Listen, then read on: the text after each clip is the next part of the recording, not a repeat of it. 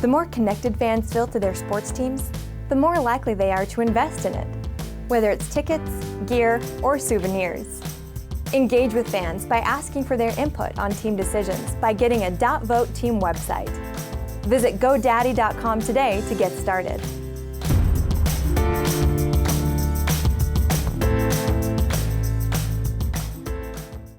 The Knicks coaching search is a fiasco, or is it? I don't know who they're going to hire, but there's one guy that would be an absolute disaster. And we'll talk on this episode with the fantastic Chris Carlin. It's all right now on a fresh edition of Gordon Damer on Sports.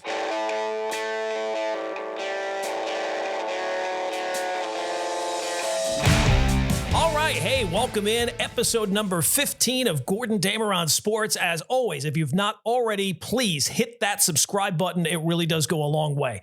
So look, we got a lot to do on this episode. We'll get into the Knicks coaching search. One name that is being floated by some that would be an outright disaster. And of course, as I said, we're going to talk with Chris Carlin from ESPN Radio, the voice of Rutgers football, and so much more. But before we get into all that, last episode, we discussed the former Oakland A's and how their move eventually to Las Vegas is no sure bet. And after that episode was uploaded, something came across my timeline that I did want to add. And as if the A's did not have enough going against them, The Athletic, the online website with the New York Times, not to be confused with the Athletics baseball team, but The Athletic, they conduct an annual anonymous poll of players every spring. They recently released it.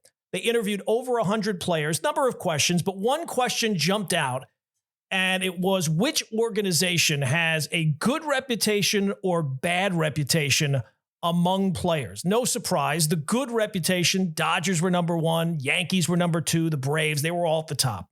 But the worst, you guessed it, the A's. 39 out of 126 responses, more than the White Sox. Now keep in mind, this poll took place in the spring, a year after the White Sox lost 120 games, and before the season where the Rockies this year might turn out to be the worst team in the history of baseball. So even despite those epic failures, the A's still ranked dead last. Pretty impressive. Another aspect of that move, if it does happen, was brought up in that survey, and it was in regard to how the sports betting public and how fans now treat players. The Athletic asked the question, has legalized sports betting changed how fans treat you and your teammates?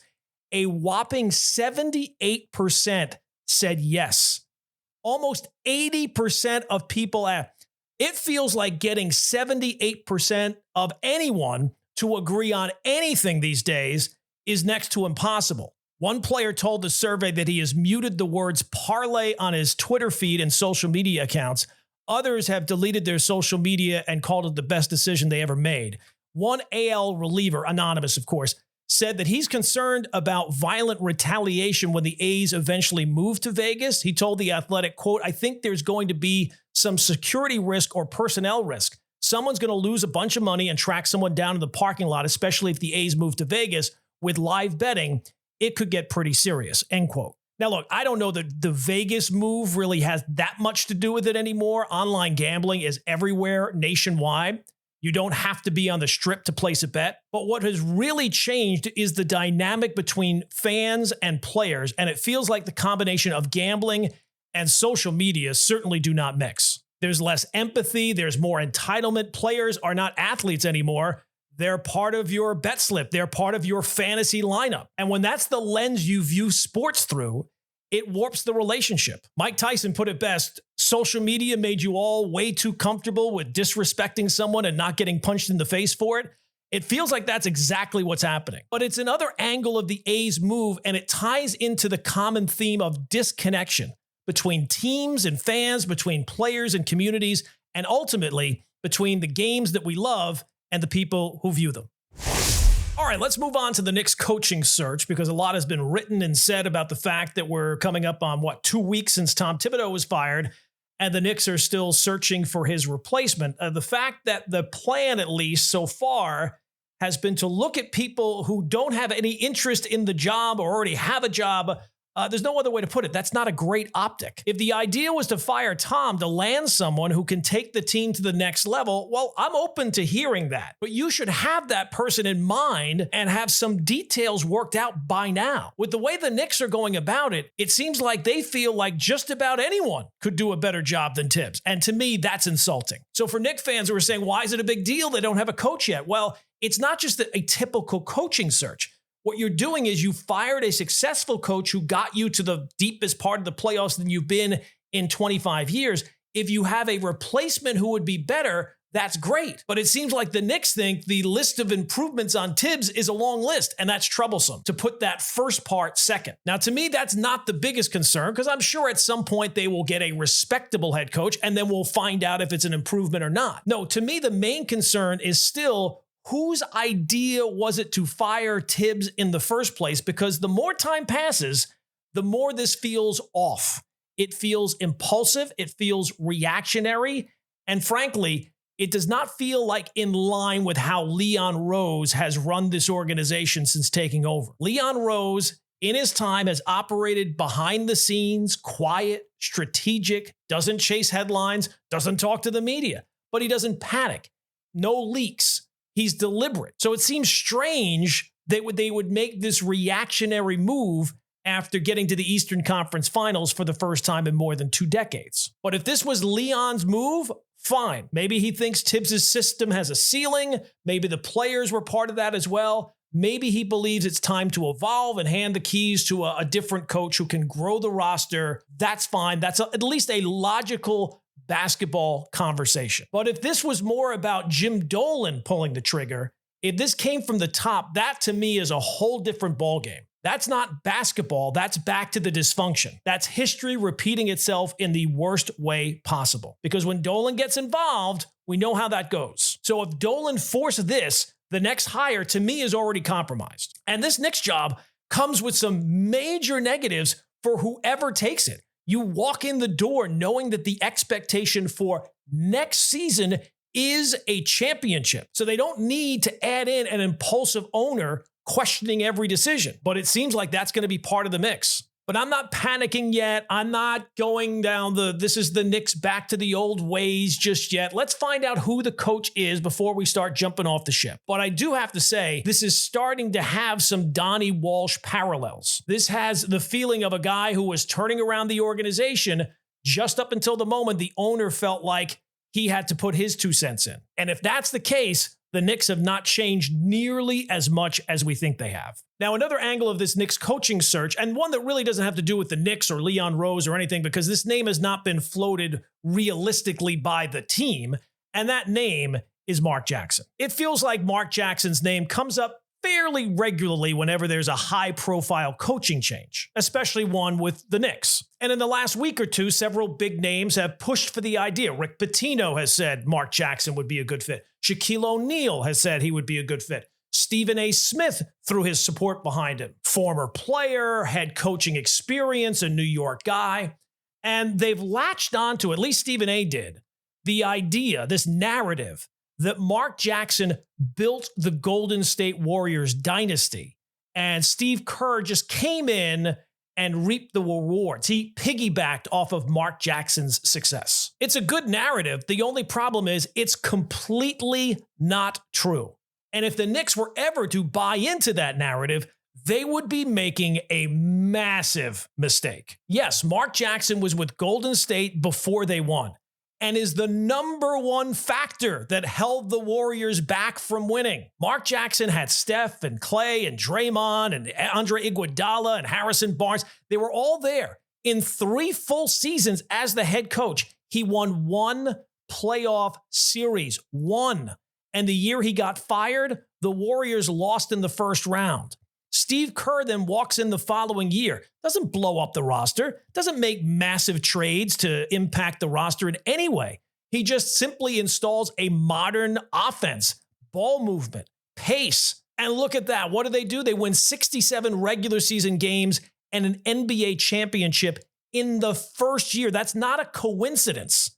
That's a coaching upgrade. It's not some magic Steve Kerr pulled with Jackson's blueprint. He took that blueprint and he threw it out. It was what Jackson failed to do that held them back.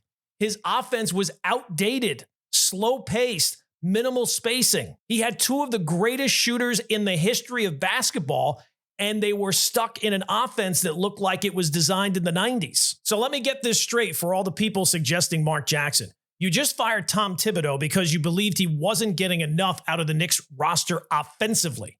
And your big idea is to bring in the guy who made Steph Curry look ordinary. I don't know. That doesn't seem like a good plan to me. In fact, it seems like a terrible idea. And look, Jackson's shortcomings weren't just on the court. Those were significant enough, and they are the biggest factor. But behind the scenes, in some ways, he was even worse. Mark Jackson didn't just burn bridges in Golden State. He took a flamethrower to the whole organization. He clashed with assistant coaches.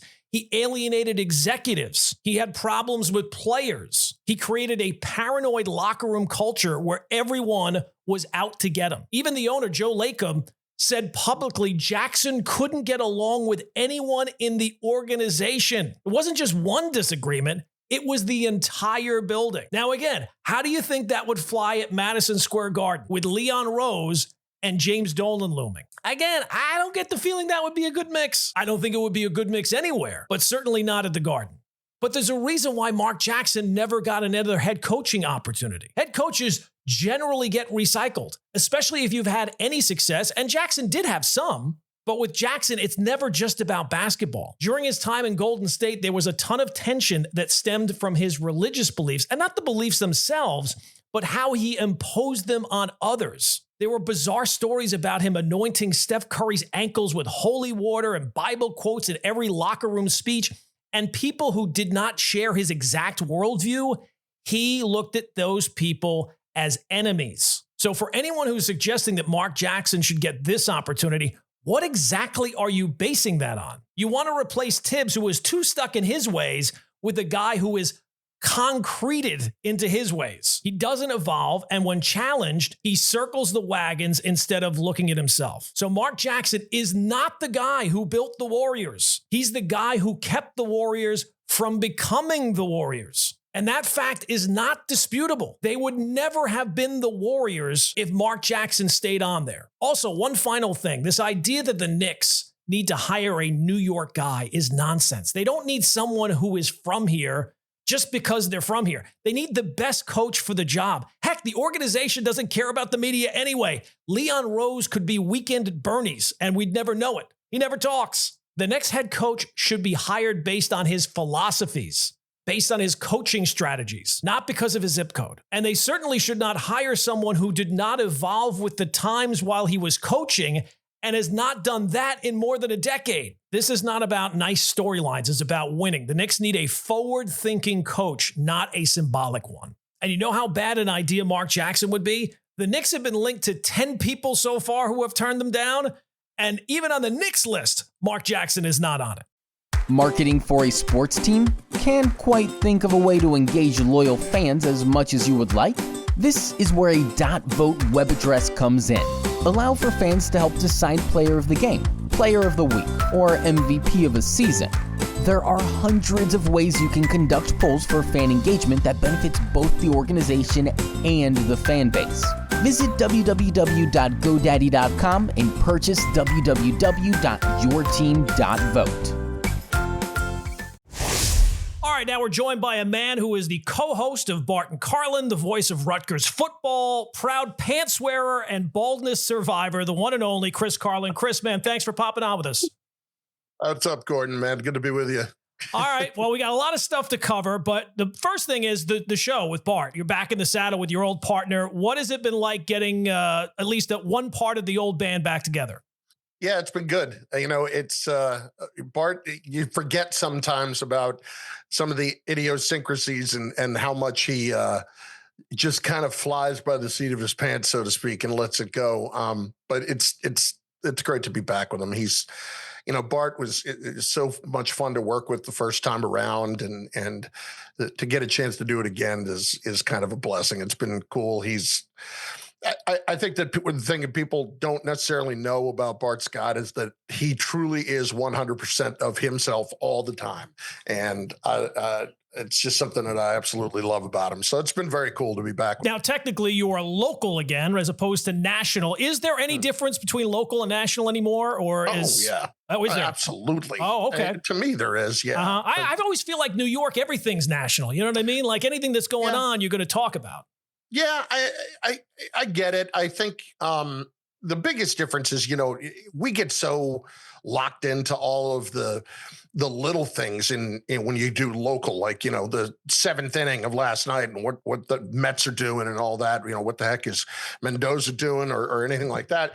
But, I just think there are things. Look at the NBA finals. Like, we haven't spent much time talking about the NBA finals, whereas if I was doing national radio, we would certainly be talking about it a whole lot more. So I think New York and local really lets you get into the nitty gritty of things. And whereas when you're doing it nationally, it's not all surface area. You can get deep into it, but not nearly as much as you can when you're working in just New York. So, and obviously this is where I came up in radio. So it's been pretty cool to be back. So do you miss talking about the Cowboys every 5 seconds? I do not. Is the national Dallas Cowboys on the local scene? Is that Aaron Boone? What's the local equivalent to the Dallas Cowboys? I don't know if there is one. I don't, man, like, it's so funny, Gordon. Like, it used to be the Yankees, right? It just, in the old days at FAN, you never even had to do much to get the phone calls lit up. You get on the air and mention the word Yankees, and the next thing you know, the phones are lit. Same thing with the Mets, Now it's like, it's not quite at that same level as it is with the Cowboys nationally, with the Lakers, with teams like that. But, I think obviously New York still loves its baseball, but it's at a different kind of level now. And I think that's just with the younger audiences now kind of connecting with it. I feel like with baseball, I have load management, like it's hard for me to get worked up on a random Tuesday when, you know that the Yankees are almost certainly going to go to the playoffs. The Mets are almost certainly going to go to the playoffs. So it's kind of hard to, back in the 90s when the Yankees, they didn't have the wild cards, the Yankees were not the juggernaut that they are now in terms of making the playoffs every year. It was a far different animal. Yeah, totally agree. And that's right. It's hard to get worked up for this at the moment in those individual moments, but it is still like the passion is still there in it. Now, I think when you look back and you try to figure out what's going to get you fired up individually in each moment and day by day, it's so much in the NFL now that's not a problem. Like, the NFL is such a year-round thing now, and I think that's become an even bigger part of it too. But it's funny, we kind of had the same thing with the Knicks for a bit because they were just stuck in that 3 spot. You knew they weren't moving up or down, and so there was a good 2 months where it virtually didn't mean anything until they finally got to the postseason.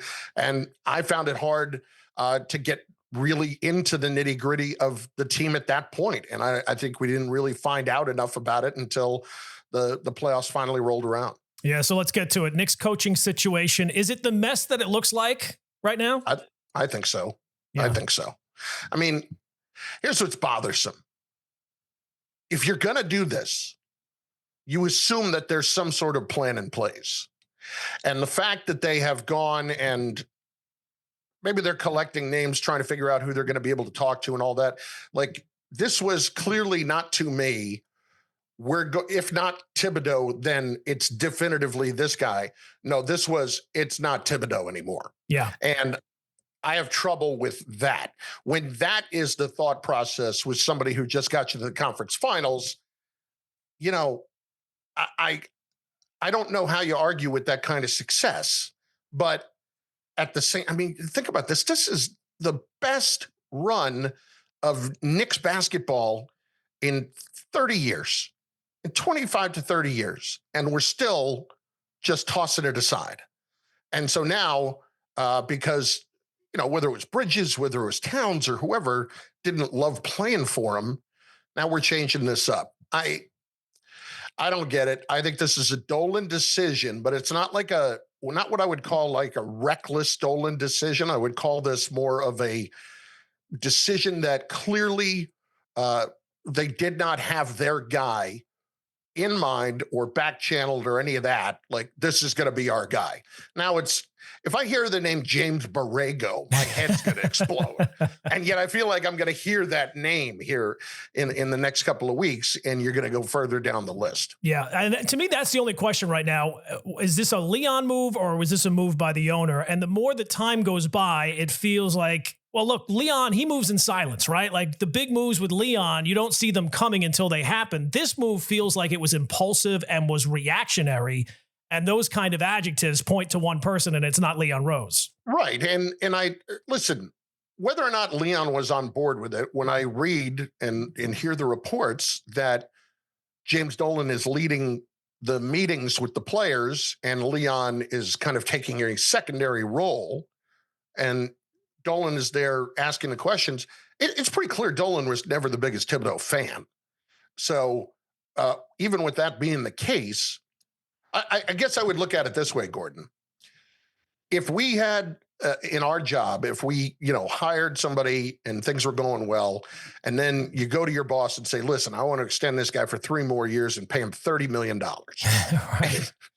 And then the next year, before the extension had even kicked in, I want to go to my boss and say, that $30 million, would you mind eating it? Because it's not the guy. Like, to me, that just tells me it's not a Leon Rose. It's not a Leon Rose decision at all when that's the case. And do you think the Knicks have overvalued themselves here with the fact that it feels like they're just looking at guys who are already coaching teams or have no interest in coaching? It almost feels like at this point, they feel like it's not just a guy that could replace Tibbs. It almost feels like they feel like anybody can replace Tibbs and do a better job. Well, see, that's the problem. What has been proven right too many times is there have been coaches who can only get you so far. Mm-hmm. And then somebody else comes in and they're able to take you over the top. The Warriors with Steve Kerr, you can go on and on. There's a whole list. And, the Ime Udoka thing was a different thing, but Missoula came in and wins a championship. So maybe are we starting to get more baseball related where the manager doesn't matter as much? Well, it clearly mattered enough for you to make a change here after you just had a lot of success. So I don't think you can hire just anybody for this job in particular, especially when you are the one taking the slings and arrows every day. It's not Leon Rose. It's a mystery when he ever is going to speak to the media again. Might not ever again, for all we know, right? And I got to tell you, I kind of admire the strategy by the Garden. Just why do I need to talk? There's no league mandate for me to talk. I'm not going to talk. Silence is golden for Madison Square Garden. Yeah. So I don't really blame them from that standpoint, but I guess just for me, you just want to believe that if you're going to make a move like this, you have your guy that you have a lot of confidence in is going to take you off the top. And this right now, over the top, and this right now is looking like an average coaching search. It's like a coaching search of a team that just fired somebody after going 30-52. That's not what this was. It kind of gives me the whole flashback to the Donnie Walsh time, right? Like the guy comes in here, you start to see it turn around. Now it's turned around more than it did with Walsh, but just when it felt like, hey, Donnie Walsh has got this on the right trip and the right track, here comes James Dolan to force a trade for Melo, trade everyone away and kind of sabotage what was the rebuild at that time. I don't know that it'll be the same thing here because it's a better roster overall, but it can't leave you in a good place if you're a Knicks fan. No, but you know what? I'm kind of done with the hand-wringing of, at the same time, while I think it was a Dolan call, I'm not going to get caught up in the fact that he's doing this. Clearly he can do it. It's his team, and the money is still pouring in. So why does he have to listen to anybody else? So I'm not going to wring my hands over that, and that may not be what a Knicks fan wants to hear. But at the same time, like, this is kind of the reality that you're dealing in. So with that being the case, you can just pray. Like the last time around, they made the right decisions with who they hired. You just pray that with this roll of the dice, you end up in the same situation. All right, so the Knicks are as good as they've been in 30 years. I don't know if it's 30 years that we go back that far. 25. But, yeah. But Mike and the back then, 25 years ago, you were still producing Mike and the Mad Dog, right? Yep. Did you have any idea what you were getting into? Take us through that decision when you first found out that you were going to be producing and working with them and what that was like at that time. So I worked on the show as the board operator for 6 months, but I was 24 years old. This is 1997. And, I got the producer at the time, a guy named Bob Gelb, told me, hey, I'm leaving and I think you could do this job. And I was the kid driving for the drugstore and driving around and listening to them all day, So I'm like, what? But, and it was overwhelming to really ever get comfortable. I don't think I ever got comfortable doing that job, but it was nuts. And the opportunities that afforded me, like thinking about that, like I think about like some of the trips that we went on with the Knicks that, it had its good and it's bad. Like I went to the NBA Finals to watch the Knicks play the Spurs. I missed a lot of the third quarter one of the games because I was in the Alamo Dome looking for ice cream for Mike and I couldn't find it. So that was like there were trade-offs there. Right. Is there still a story that people ask you about during that time? I mean, there are a few. There's one in particular that always comes to mind, and it was traveling with the Knicks. It was in Indianapolis in I think it was 2000. Was that the fight one? It was the series they lost the next year. And so we went there, and Mike's hotel room was not ready yet. Chris's was. Mm-hmm. And so they're sitting on the couch in this little mini suite hotel room. And I came back from downstairs. I've been checking to see if Mike's room was ready. And I walk into the room and they're watching the movie The Horse Whisperer. It's got just the two of them are sitting there on the couch. And it's I've never seen the movie, but I know that's what it was. And it's Robert Redford and Kristen Scott Thomas. So I walk in the room and I turned to Mike. I said, listen, Mike, hotel room's not ready. Shh. Okay. That should be on the movie poster to get people to go see it. Exactly. Dramatic scene. I guess Redford is breaking up with Kristen Scott Thomas at this point in this movie. And scene ends and Dog turns to Mike and he goes, Mike, listen, he had to break up with that woman. She is lost. She had no idea what she is doing. That woman is lost in her life. Please. And Mike turns, absolutely right move. So it was just like on the air. I just walked out of the room because it was like we were talking about Game 5 of the Knicks Pacers. Now, was that the same year as the disagreement over the travel stuff, and Mike went back to the studio? And I think it was because that was like the first big fight, games right? 1 and 2 that we went to. Yes, it was the same year because when the Horse Whisperer thing happened, it was like before Game 1. That was going back for Game 5. And so that was a thing where we go to the airport, it's LaGuardia, flights canceled. So they have to change our flight to go to Indianapolis through Washington. And they didn't have first class for Mike. And Mike's like, I'm not doing this. Like, I'm not going to Indiana. Remember, he had a bad knee at the time too. And so he's like, I'm not doing this. We're not going, blah, blah, blah. And Chris is annoyed. Chris wanted to be there. So we go back to the studio and Chris is like, so he's a little on edge. And then Knicks lost that game, I believe. And next day, Chris is really going after Van Gundy. And Van Gundy was kind of Mike's guy at the time. So that really lit the fuse on this fight that really just was about a lot of other things. But it kind of happened out of that game. So that was definitely that's obviously in those conference finals, I think. They lost to the Pacers, and that's in June. And I'm just thinking, like, this is going to, this thing is not getting better. They were screaming and yelling at each other. And finally, it had been going on for a few days, and vacations come. And Like there was a point in an argument where, Mike said, when summer's over, I'm not working with him again. And Chris said something like, I just signed a new contract, Mike, so don't let the door hit you in the ass, So that's where we left it. And, I saw them both throughout the summer because they always staggered their vacations. And I thought the show was over. I definitely thought the show was over. But what saved it is Mike's wife-to-be invited Chris to the wedding, unbeknownst to Mike, that summer.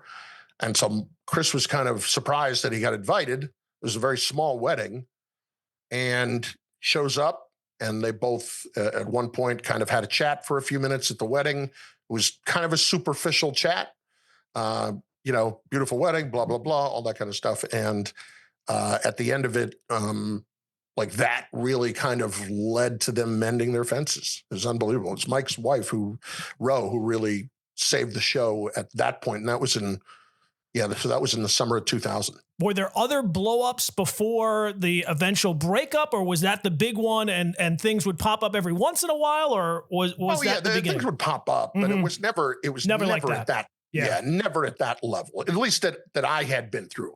With Bob, I think in the first 8 years before I was around, there were things that had certainly happened that, look, like strong personalities. Absolutely. That's going to happen. Yes. And they didn't really want to be working together at first to begin with. Right. So, but they couldn't deny what happened so quickly in terms of the ratings that they had to get into it. And it was going to change their lives both in an incredible way. So, you make it happen for as long as you can until Chris decided in 2008 to move on to Sirius XM. So we're talking about everything involving your career. You're involved with Rutgers football. I think has it been a decade now you've been calling Rutgers? How long have you been doing that? A lot longer. Oh, really? Wow. Yeah. This is my 25th year. Oh my God. Network. I'm so far off. I am since COVID, I am all over the map. There's no concept of time anymore. That doesn't exist. I'm saying 10 years. It's been 20. It's been more than double. Yeah, it's a 20. This is my 22nd year calling the games. I did 3 years as a sideline reporter first, but yeah, it's been like, trust me, I appreciate the fact he thought it was only 10 years because it does not make me feel nearly as old as I clearly am. So, what are the realistic expectations? You lost a lot of seniors this past year, right? Yeah. On the defensive side, especially, it's going to be a younger team defensively, but I think it's going to be I'm optimistic. I'm pretty optimistic from the standpoint of that defensively. Younger guys, but guys who have gotten some playing time before, not guys who are completely inexperienced. And on offense, they've got some replacing to do on the offensive line a little bit, but they've got continuity at quarterback for the first time in a while, where Ethan Kaliakmanis is going to be their guy for the second year in a row. And they've had time to develop some of the younger guys too. And so, I think they'll be like, Ethan is just a really solid, good player that you can rely on. And I think that'll be a big help. Is this finally the year that the Jets and Giants are not going to be looking ahead to the draft by Halloween? I mean, I was this close to cutting you off in the middle of the question to say no, but I just wanted to make sure I knew. Right. I was going the direction you thought. So the answer would be no. No. Yeah. Listen, with the Jets, I think it'll actually be better. And the Jets are kind of employing that Knicks strategy of, we're not talking if we don't have to. Mm-hmm. We're not doing anything to draw any attention to ourselves. And I kind of dig that, because so many times when you get a new coach, a new GM, well, they try pumping up the fans. It's a new regime. It's a new this. It's a new that, whatever. And then, that first year, you may not be ready to go and win some games. I think the Jets can be better. It's just, I am very skeptical about the Fields decision. I, as a Pittsburgh fan, watched him a lot last year, and I went into that exceptionally optimistic about him and came out of it like, oh, okay, so that's what it is. So I think he'll only be okay, but if they can employ him the right way, and get him running the football a good amount, they got a chance to at least be somewhat more effective offensively. Their defense should be good. Their defense should be good again. So it's just you got to stay off the field. And last year it was on the field entirely too much. With the Giants, is there, I mean, maybe I'm crazy, but there seems to be a lot of optimism after the Jackson Dart move in the draft and all this. I'm seeing maybe they'll, kind of redshirt Dart for the entire season. Is there any way we get to the end of the season and the Giants aren't starting fresh again with a new coach at the very least? This schedule is just, I know we're talking about this in June. Right. We're so way out in front of this, right? But the schedule is brutal, is absolutely brutal. I mean, they've got the toughest schedule in the league compared to, based on what happened this past year.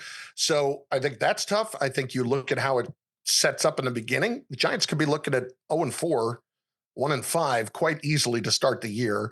And then with Dart, he's not the guy right away. And if they can redshirt him, that's great.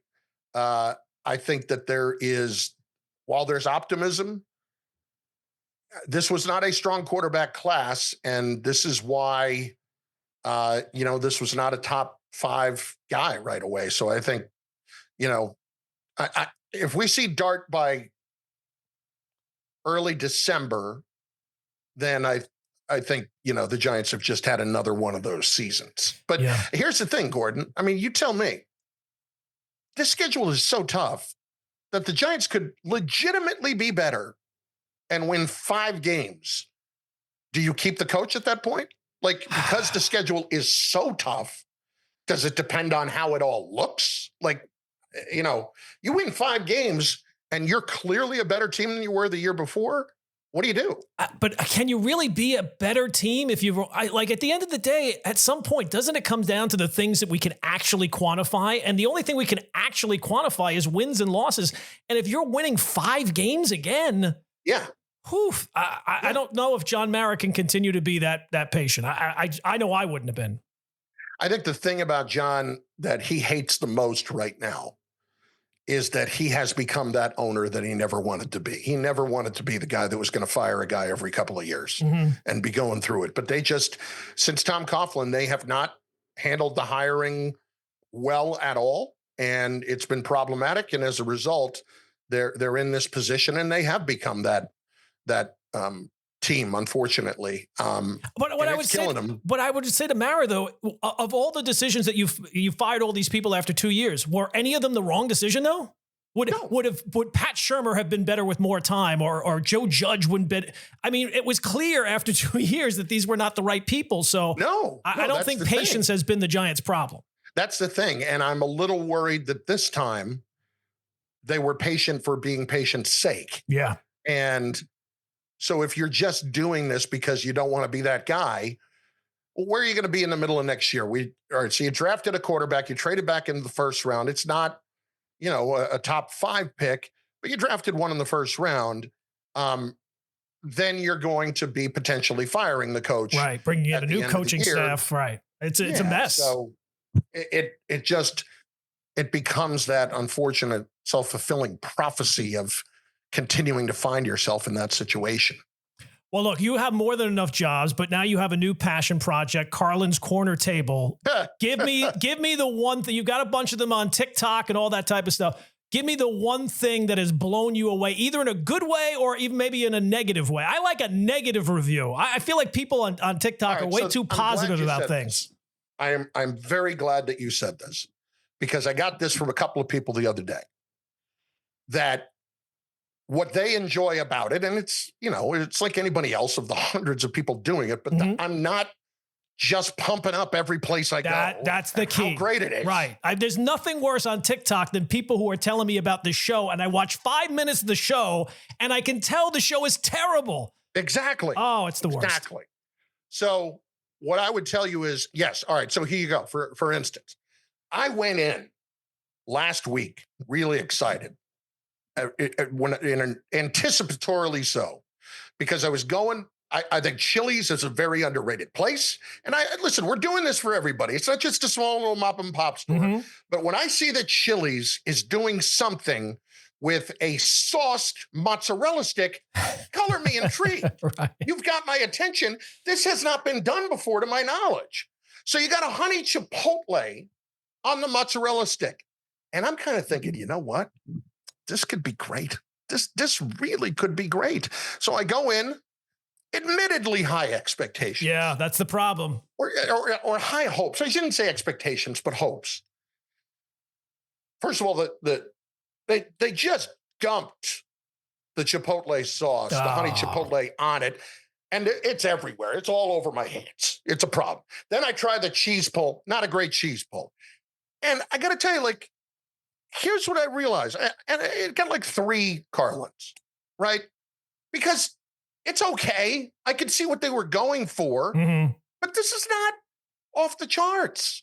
This is not, if you're going to put me through 10 napkins, this thing better damn well be good, right? Right. And this was, it was okay. But here's the problem, Gordon. What we're trying to do too much in food these days really bothers me. We take something that's already great. Right. And we add something that's great, and we think that's going to make it doubly great.